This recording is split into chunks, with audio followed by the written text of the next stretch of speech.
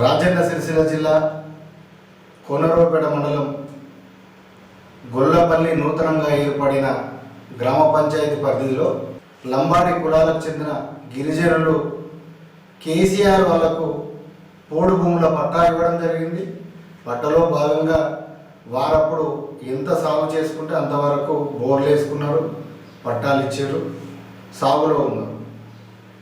అప్పుడున్న ఫారెస్ట్ అధికారులు కూడా సర్వే చేసిర్రు.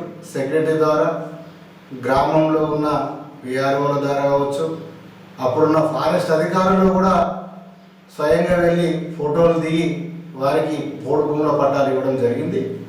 దాంట్లో భాగంగా ఆ అధికారి ట్రాన్స్ఫర్ అయి నెల 15 రోజులు గడుస్తుంటే కొత్తగా వచ్చిన అధికారి సుమారుగా పొలాలు వేసుకొని నాట్లు వేసి ఒక ఎకరానికి 25,000 రూపాయల ఖర్చు చేసుకున్న పొలం పంటను జేసీబీల ద్వారా పట్టా భూముల కంటే మీకు ఎక్కువ స్థలం ఉంది అంటూ లబో దిబో అంటూ రైతులు కన్నీరు పెట్టుకొని కాళ్ళు మొక్కిన వదిలిపెట్టని వైనం.